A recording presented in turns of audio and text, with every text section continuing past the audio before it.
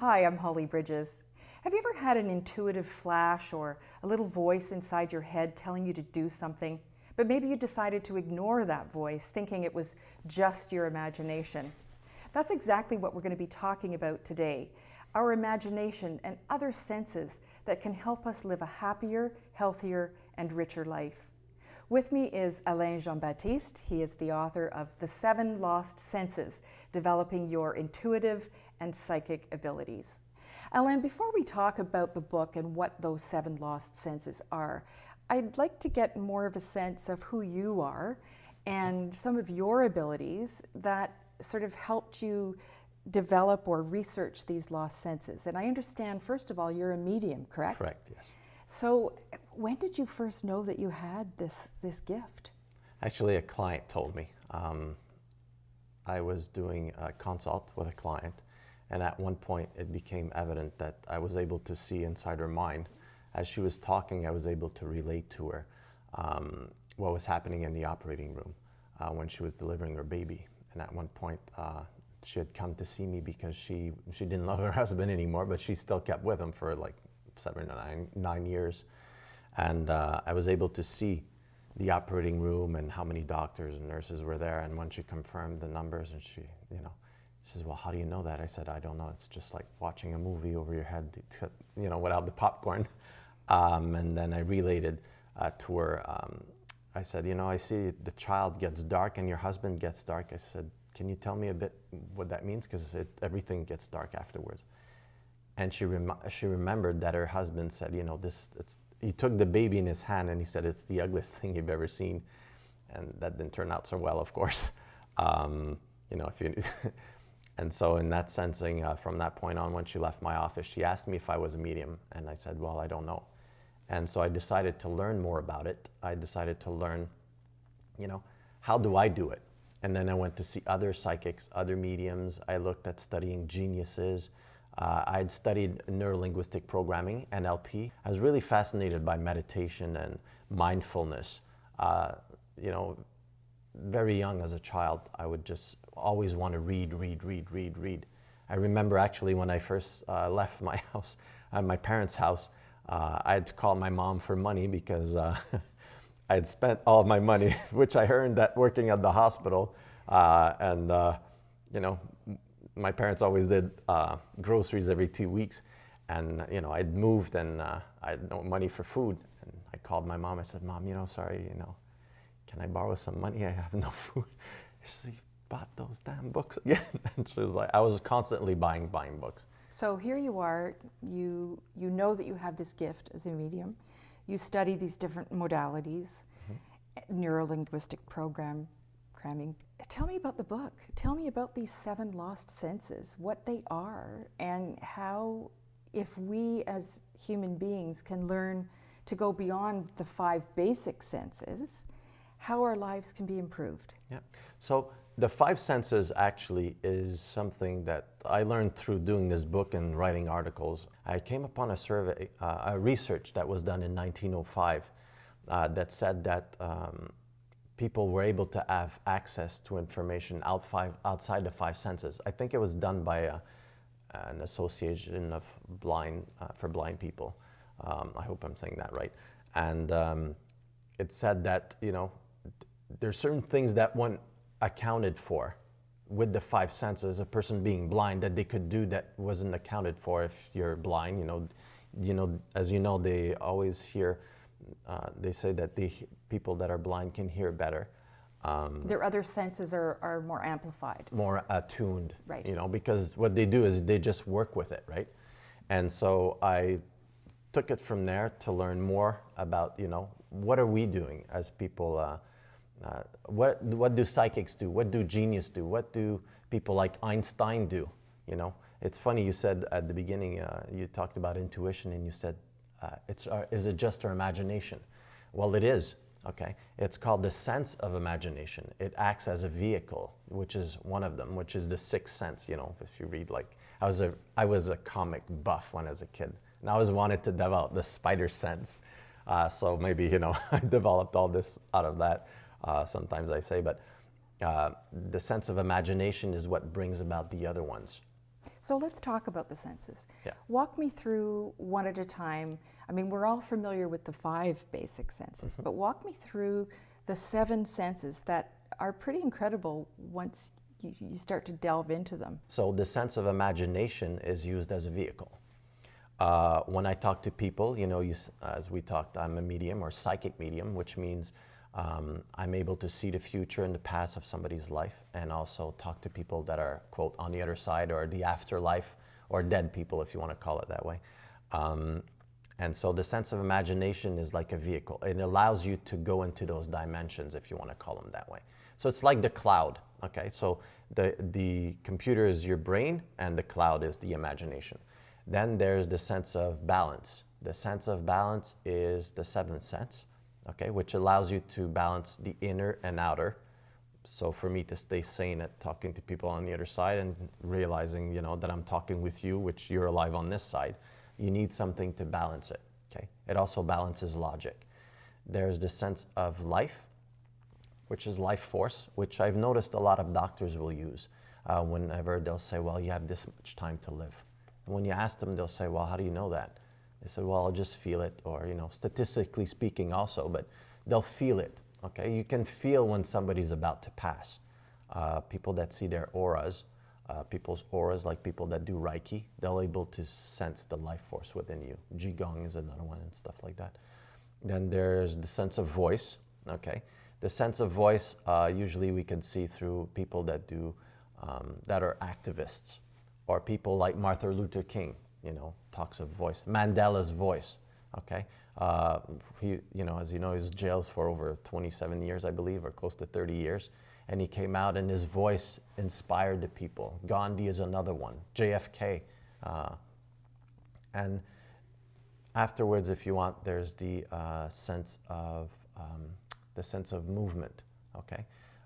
The sense of movement, from what I've learned or used, is for finance, or if I'll sense in terms of when I work with people in business, if their business is going to go up or down, or the stock market, is one thing you can use it for. Also, subtle variations when you're going places. You'll feel, something's off when you get in a room. You'll feel it. That's the sense of movement. There's the sense of warmth, okay, which is very, very important. The sense of warmth is very much so in relationships of any type. You need warmth as a child to develop properly, okay? I talk in the book, and you'll probably see on the internet also, people talking about, never having that warmth, that kindness, or, orphanages in Romania. There's studies on that saying how not being warm to a child will affect his development. Absolutely. Okay. In networking, very, very important, okay? And there's the sense of substance is another one. Substance is mostly related to content, okay, or the substance of something. I usually use it for physical objects. So if somebody will ask me to, quote, remote view is a term that's used a lot, to sense objects at a distance and to define them, or, before I go somewhere, I'll get an image of it in my mind. Or if I'm looking for people that have been, or children that have been kidnapped, or anything that's sensing. Anything that's materialistic, like describing your house, let's say. What your kitchen is like, what kind of, floorings do you have and stuff like that. So you can use it for all that. So if we innately have these 7 lost senses, these 7 extra senses, if you will, why is it so difficult for all of us to sort of embrace them and even know that we have them? It's a mindset, actually. Where is it scientifically proven that there's just 5 senses? Okay, Aristotle, Plato, all those, geniuses at those times, they came up with that. But nobody, if you look at different sciences, they'll work on the senses that you have. But if you look at studies done by various organizations in the world, or one of the fathers of remote viewing, which is the psychic version of, this is a small program that was created in the 1970s because the United States felt threatened that the Russians were already using psychics and trying to train them as soldiers to use for, targeting and stuff like that. Right, I've heard about that. Yeah, And so in the 1970s, they started a program, and it was led by very brilliant scientists. One of them was a famous psychic who passed away, unfortunately, a couple of days after my book was written. I was going to call him, and he passed. Ingo Swann, who's probably the father, if you want, I call him the father of remote viewing. He hypothesized that there's about 17 senses. And so you have to look at different, they'll call it different things, like information transfer within cellular activities. You mentioned a couple of minutes ago about people often ask you if this is scientifically proven. And I think that as a society, we do tend to want to quantify things. Right. And our doctors are always telling us only follow medical advice, and there's a certain amount of resistance to anything that is perceived as non-medical or non-approved. And I think we as individuals buy into that way too much. Mm-hmm. So again, is it that we're afraid to even open our minds to the fact that we might have these other senses that could literally make us millions of dollars? Is that what you're saying? Some of us use it to make a lot of money. Some of us use it for other types of things. But yes, it's a mindset. But you've worked with people who have made millions of dollars. Oh, yes. Actually, I have a client that probably made like $500,000, the last month. And what I did with them is I was at the restaurant and I said, listen, you need to focus on these things. And what I worked with them over a period of about 6 months, this is a client that lost $50 million actually.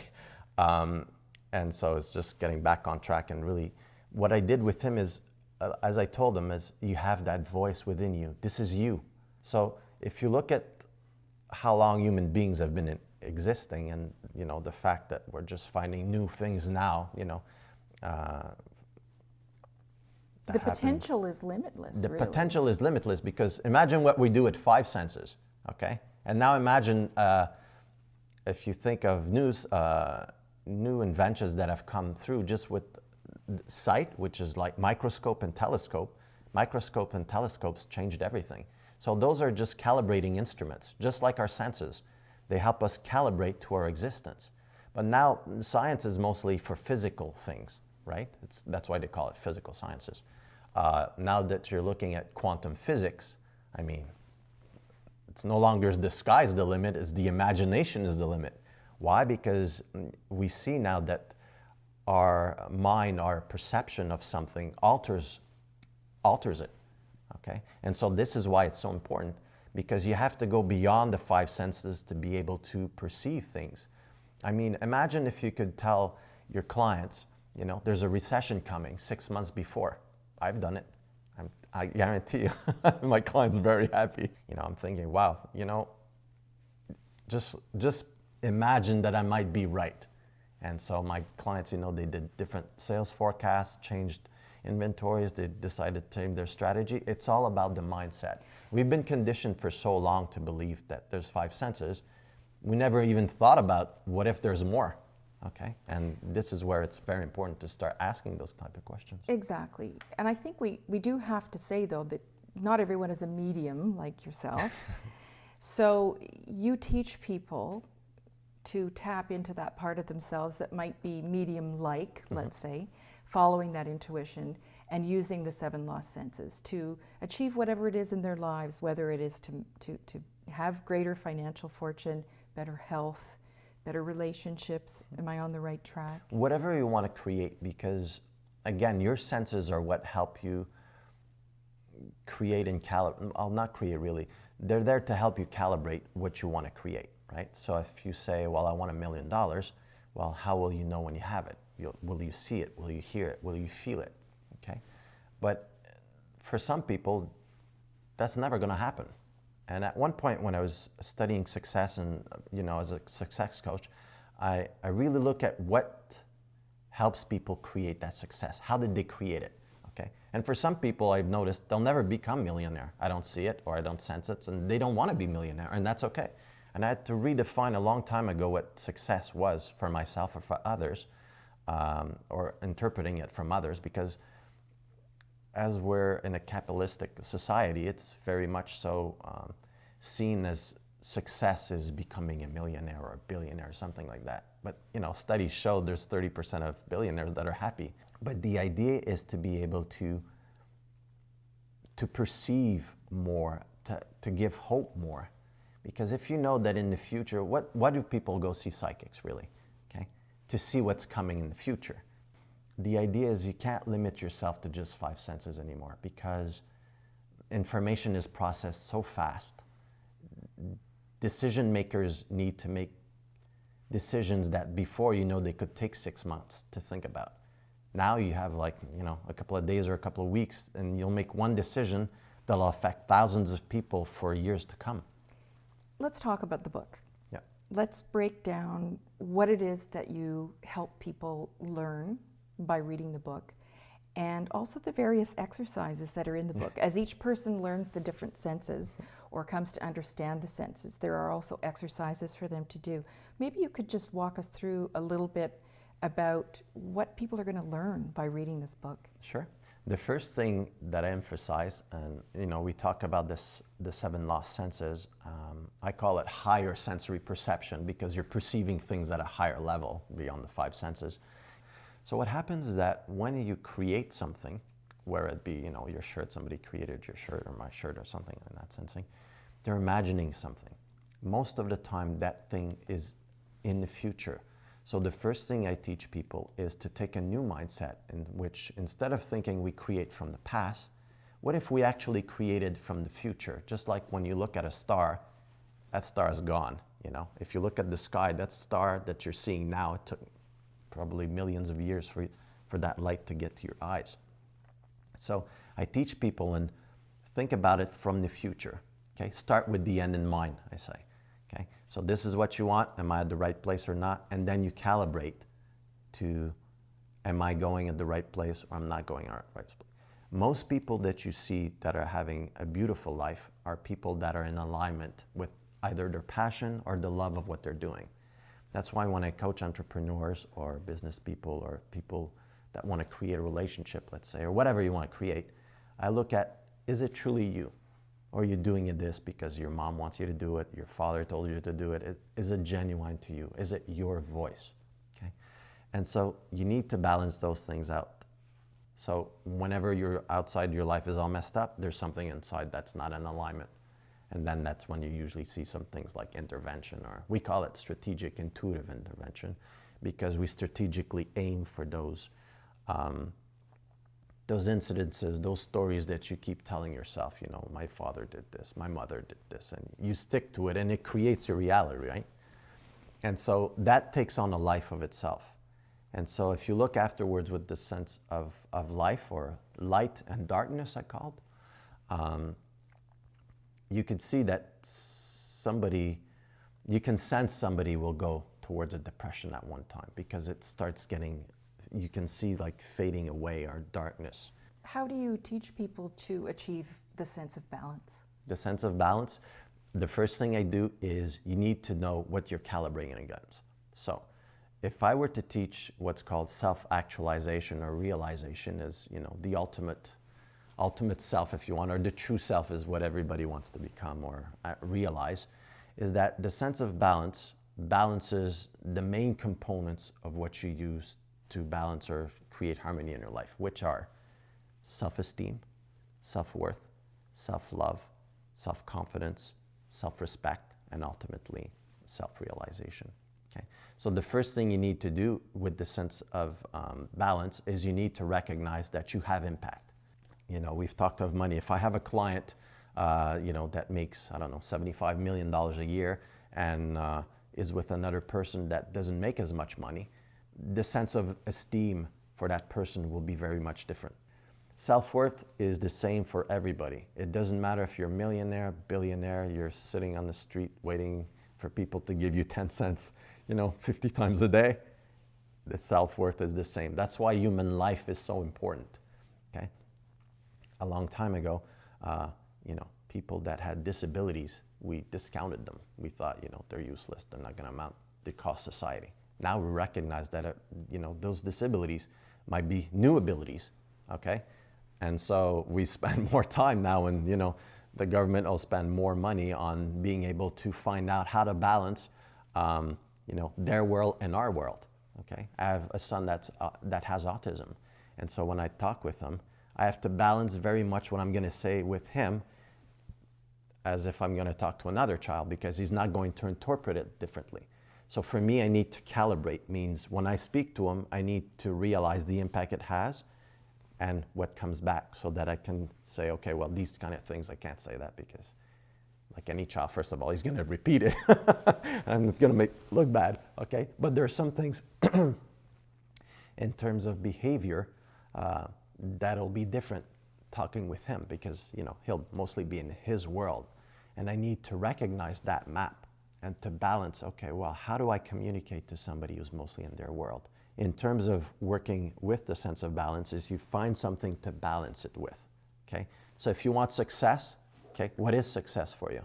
A lot of billionaires or millionaires, they work all the time, okay? So if you want that lifestyle, what are your values? What are you basing it upon? You understand what I mean? Right. And so it's just balancing two things, whether it's inner or outer, whether it be law, whether it be a doctor making a decision on helping somebody and, you know, saying, well, we're going to do this procedure or not. It's like logic at the same time. Okay. Let's talk about life. Yes. The sense of life. I like life. What do you teach in the book about that sense? The most important about the sense of life is to realize, if you're using it, I mostly use it for, you know, people that work with nutrition or health and lifestyle or depression, okay? How much life force is in somebody? Are you happy? Are you not happy? What's making you not happy? Or what do you think or say to yourself, okay? Because as I said before, you look at the impact, okay? That's not making it. You're thinking in your mind, you're making beliefs, you're making assumptions, you're giving meaning to something, and then you're going about it. And so in terms of life force, okay, if you feel worthless all the time, that life force is going to be diminished. If you think you're valuable and you're worth something, that life force will go up. How to give nutrition also for your own body. What feeds you, okay? Is it intellectually? Is it helping others? Is it listening to others? Is it, you know, building houses? What's your life force made of? And it sounds like in doing that, you can find your own voice, which is the next sense. The sense of voice, a big word for the sense of voice, a couple of words, okay? Because what I've done is in the book, you'll see there's also what are called word descriptors. What I did with the sense of voice is, and with the other senses, is use what are called word descriptors to give you an idea how to pick up on them. And two big words for the sense of voice are passion and courage, okay? Courage speaks of hope. That's also a voice. It's a voice inside of you that can lead you to, you know, excel more or go and try to triumph over a huge challenge that you have. It'll carry you, okay? And the fact that it carries you also enables you to carry others. Usually the sense of voice will lead you to your destiny. Destiny means your destination. Yeah, I know this. Everybody says, what's my destiny? Okay. Destiny is where you've reached, okay? And so again, the future is very important to know. Why? Because you want to know that destiny to bring you there. And people need to find that voice, because the voice you'll hear the most is the voice of loneliness, I find, okay? And, you know, when we talk about the sense of substance, the sense of warmth, cold, you can really start to sense how people feel lonely. Even though you're on the internet and, you know, I've read research on it also, you're on Facebook and all those type of things, there's still that loneliness. There's still that void that people are trying to look for. And not being connected. And not being connected, okay? And it's brilliant to say that, because in the book, one of the things that I added as a treat, I call it a treat because, you know, I heard somebody say, oh, that's a treat, so I started singing it that way, is to teach people on how to communicate with their own guides, okay? And, you mean their spirit guides? Their spirit guides, okay. I use inner self helpers because at one point I had the opportunity to meet, you know, a very brilliant doctor, Dr. Ralph Ellison. He's the psychiatrist that coined the term multiple personality disorder, which are some of the books that I'd read for so long in my teens. that led me to discover that everybody has what are called inner self helpers. You know, we use spirit guides a lot because, you know, shamans use it, you know, but I use inner self helpers, guides, spirit guides, and they're there to help you. And so you can only access them through the sense of imagination. Why? Because my guide's right here. It's always with me. But you probably can't see it. You could see it on another level using your own sense of imagination. Some of the other senses, like movement, if you notice, there's a subtle shift in energy. But that allows people to not feel alone, and it changes everything when you don't feel alone. I wanted to talk with you about the sense of movement. Talk to me a little bit about the sense of movement and why it's important. It's important because I coach people. I always use my guides, so it's very special because people always say, have you ever seen yourself? You know, I'll refer, like right now I'm showing my hand, so I'm always going like this, which is my guide. And so in terms of sense of movement, it allows you to pick up on those things. Shifts and variations, they're very subtle, but if you can learn to calibrate them more effectively, then you'll be able to, you know, help yourself in terms of being able to calibrate better to find out where your guides are, okay? When you're talking to people on the other side, okay, I went to somebody's house just recently because they felt, you know, it was haunted or something like that. And I went there, I said, well, I do sense an entity that's here. And the person was able to, he sensed it also. Didn't know that he was able to do that, but I said, well, where do you sense it? At one point, because I noticed that he stopped at certain places in the room and would just go around and I'd see nothing there. And I thought, okay. And so that's where I sensed that, you know, his passed away grandmother was there or something like that. Now, you can also use it in business, okay, to find out, you know, I use it for cash flow to find out if a company will go up or down, that sensing like that. Stock market, you know, I picked a lot of good stocks with those, and a lot of clients did so too. I always tell them, you know what, I'm just telling what I would take, but, you know, it's up to you to do what you want. Recently, you know, one of my clients had called me, you know, there's this stock that, you know, I think is going to go up and stuff like that. I said, did you do the line? Because I teach people, you know, you make a line and you look at the months and then you feel it. You have to go physically and feel it through your body. It's a movement. Sense of movement. Yeah. So it's better to do in that sensing. So I'm not sure if that's in the book, but in the training video that I do, it's a 7-hour training DVD on how to develop those and like really, a companion to the book. It's a companion to the book. And I always tell them, you know, make the line and go with the movement and stuff. And he had just bought oil. I said, I don't know about oil right now. It's pretty risky. It's gonna go. I think it'll go down. So just be careful and look at it now. It went down 40%. He hasn't called me in a while, so I should call him to find out how he's doing. But yeah, you can use it for those. There are so many. These are just things that I've noticed. Okay. There's other things that, you know, my clients or students or friends come up with, and, you know, I've used this for that. Is that okay? I said, well, of course, it's, you know, it's your senses. I'm not going to, you know, tell you can't do that or try smelling something that you know, you started smelling somewhere in a restaurant. Right. It's just endless. And I can only imagine later on also what other things will come about from it. But yeah, the movement would be more, for me, I would use it more in terms of finances, probably what I'd use it for. Warmth. Warmth, the one everybody dating loves. Okay, the sense of warmth is very important for two reasons. Among the most is for, I'd say for personal development. Warmth is very important for the development of self and also in the development of relationships and business. As we know, when I teach influence or persuasion, I teach that the one most important thing that you need to do is you need to create rapport. Now, you have to look at the internet right now, and the most important thing everybody's doing, either it's Facebook, social media, or whatever, is to create a rapport with a client and to maintain it over time, which is called engagement, actually.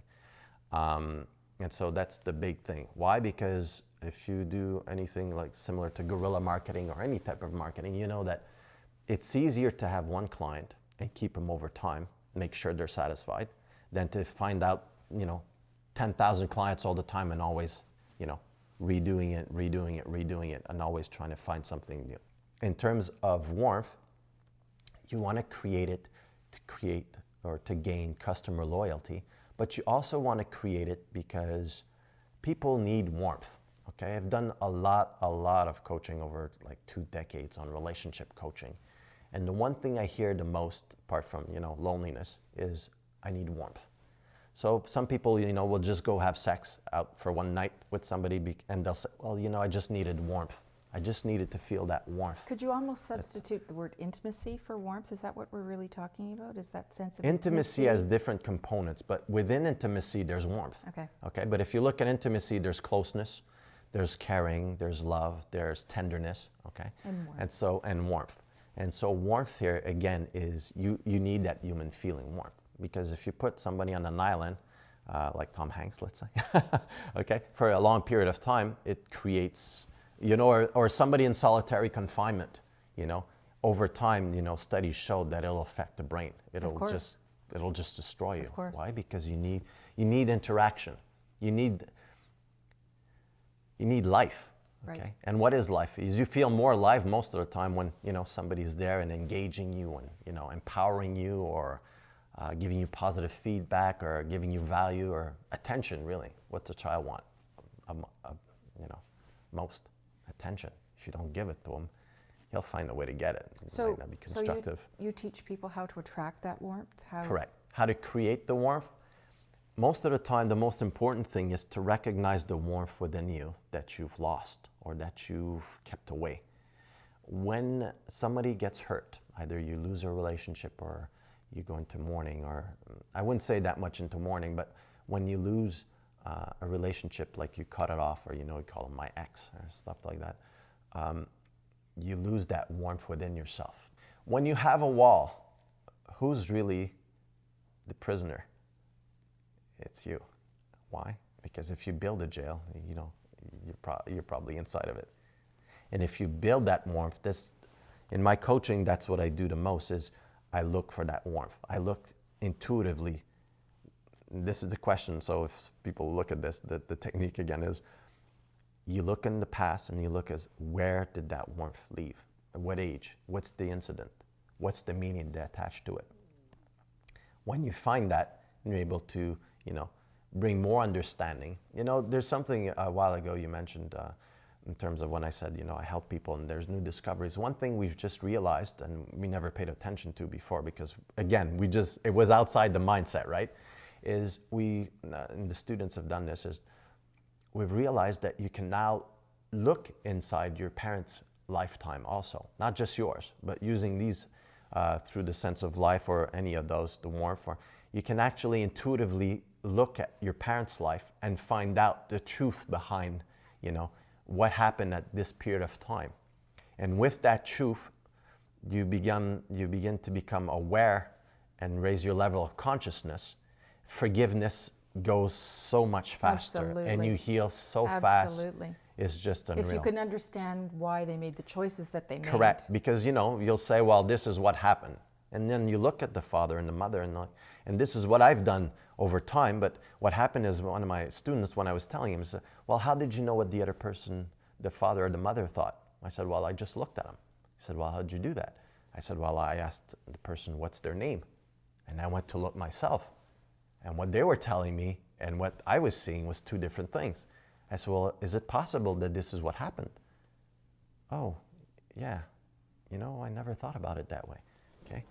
Why are you so angry at your father? Well, he did this. Oh, well, you know what? I see it's your mom that told him she was leaving. Well, no, my mom never said that. And I said, well, what if you could ask her? Okay, I'll ask her. And the mom volunteered the information. She said, yeah, I knew you'd ask me that question one day, and I'm ready to tell you. It's just completely changed your life. That's liberating. That's very liberating. Why? Because the warmth comes back, and now the connection. Yeah. You were saying a while ago comes back. Let's move on to the last sense, the sense of substance. Yeah. Can you explain that to me? I love the sense of substance. We do competition on this one. We take a house and we say, this is the address. I want you to, tell me. And in the DVD, it's really fun because I told the people, well, I'm going to give you the address, pair up and give them the address. And I want you to tell me what's inside the house and how the house looks and stuff. And, some people manage to get the color right, the flooring up. And so I would say that this is going to be one of the most maybe difficult for people sometimes to work on. Because again, the first thing you need to do is get outside your mind. And so, you asked me, well, how did I come about those things? And I think my abilities came out of after I had a car accident.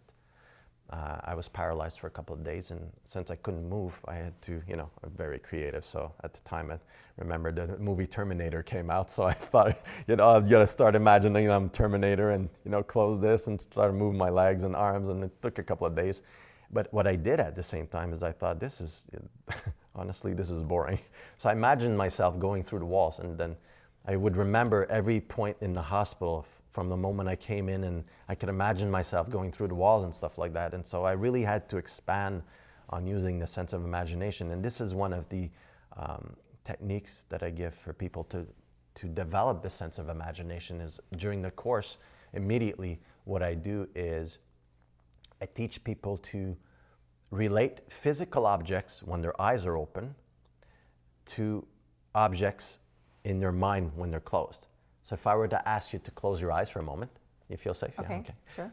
Okay, so describe to me the chair you're sitting on, the material, the fabric, the structure of it, the shapes. What would you say? I would say it's a very comfortable chair. It's kind of a soft chair. It's a bit of wood. It's got some nice cushions behind me. Okay. It's very nice. Good. So open your eyes. Now, some more descriptors that you said are non-specific. It's soft, okay? It's, you said it's cushion, okay? It doesn't tell me anything. When you access the sense of substance, I give a whole list, I think, of 50 words to describe materials. So if I were to close my eyes and do the exercise as you did, I'd say, okay, well, I'm sitting on a chair. I feel that it's, sort of half a circle or a quarter circle. It's, the fabric, if I touch it, I think it's some type of linen. It could be velour or something in that sense. If I touch here, it's wood. What type of wood?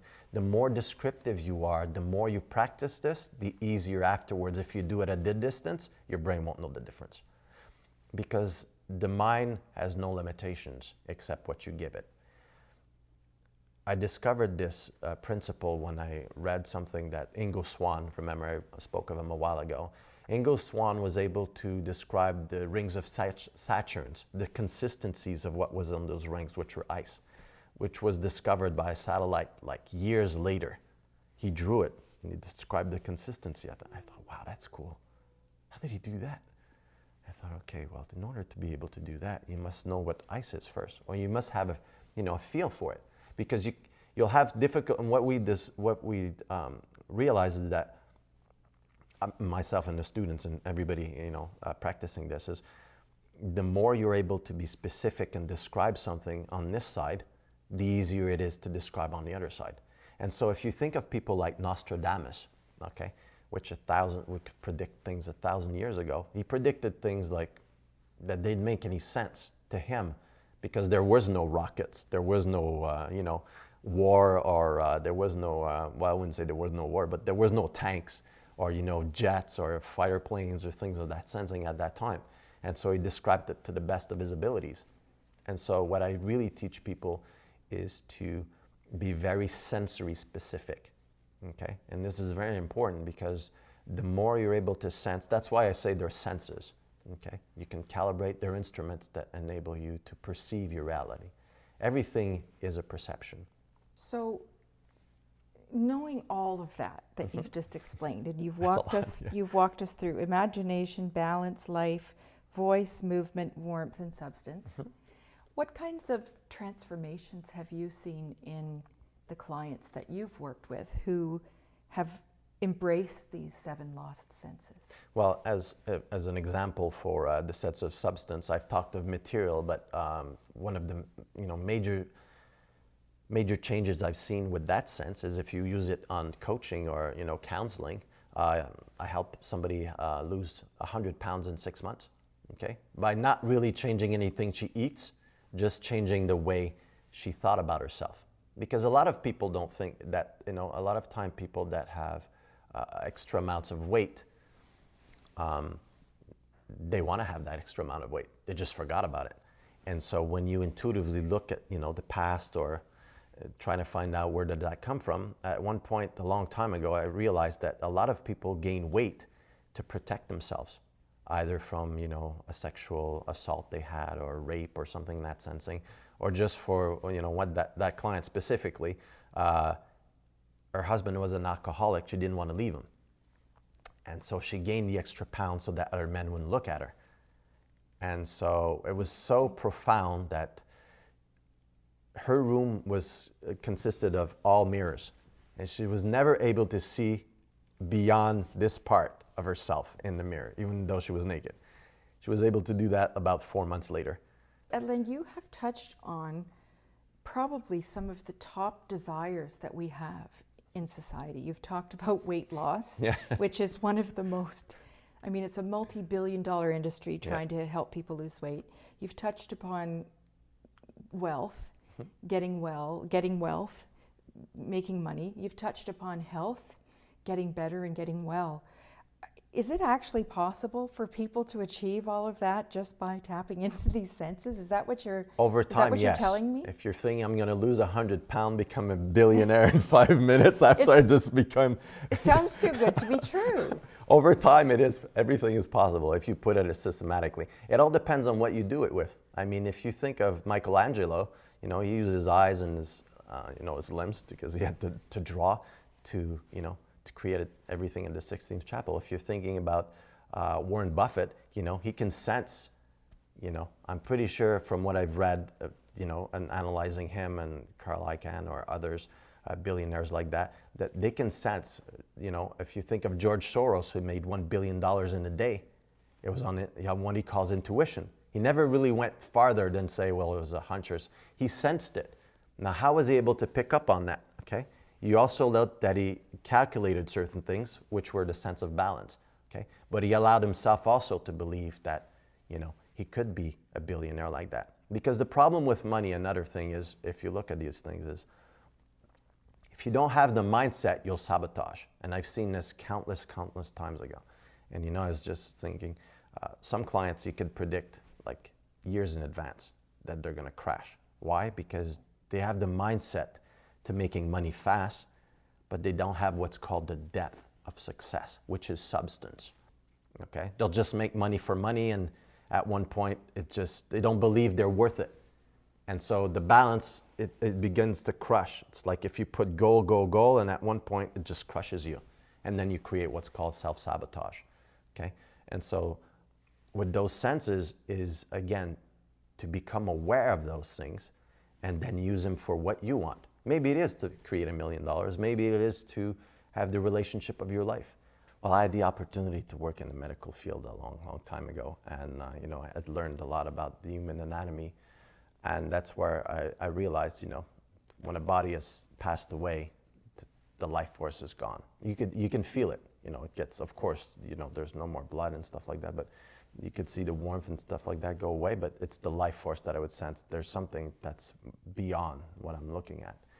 And so I believe that it's very important for people to, I think what the main goal of all this for me was to help bring a level of awareness, to a higher level of awareness, okay? To raise the level of consciousness if you want, okay? There's a lot of research being done on consciousness, but I think as long as we perceive things just in the physical matter with our physical senses, the 5 senses, let's say, it'll limit us for a lot of things on, from medicine to law to engineering to relationship building to project management. You could use the sense of movement for, knowing, in terms of planning things. Because sometimes people will say, well, this is going to take that much time, and I'll sense, no, it's going to take this much time. And if you don't calculate, that'll cost you a lot more, right? I think by raising the level of awareness, the level of consciousness that people have, we'll be able to create more healing in the world also, which is more and more what, even philanthropists or everyone is going towards, more of making, human life more fun, actually. Okay, more livable, more fun, more giving. Okay, more humane actually is probably the term I would use. It's a very noble goal, and I think you're right. I think that all of us are searching for something, that deeper meaning in life, and however that manifests itself, whether it's through our work or through our personal lives or our relationships, I think we are all yearning for that, to fill that void. Mm-hmm. So any closing thoughts, Alain? Any closing thoughts on the 7 lost senses, or anything that you haven't shared with us that perhaps you'd like to give as a takeaway message? I think the way, probably the most important thing is, as I said, to raise the level of awareness, the level of consciousness, the level of understanding. Okay, there's a lot of pain in this world. And so one of the things that'll help heal the world, if you want to call it that way, is to a higher level of understanding. Our physical senses limit us. They limit us to the degree in that there's information that you cannot get just with that. You can talk to a psychologist, a psychiatrist, but they'll assume and they'll go with what you have. But if you're able to sit down and do, like I've done myself, if you want to call it that way, is look at my own parents' past or my own future and stuff like that, you get a wider understanding of, why am I here? What am I here to contribute? Okay, because contribution is really what we're here for. We're like servants, here just help serve. I serve you, you serve me, and we help each other in that sensing. The way to go about it is to learn that 5 senses is, I wouldn't say a myth, but it's passé if you want to call it that way. Okay, you need to go beyond. Just like an atom used to be the smallest particle, now we know there's quarks and all types of other stuff that we can't even imagine are going to come through quantum physics. Now, if you think of quantum physics, you think it's new, but it's actually since the 1920s. Okay, when Einstein came about and thinking as just riding along a beam of light, it changed humanity in terms of it changed science and mathematics and all types of field. This theory of relativity changes everything, or just the fact that we're not, the center of the universe. Just changing our perception, just changing our mindset is what this is all about, for ourselves and for others, to create and generate new success in our lives. I think that's what I'd like for people to come up with.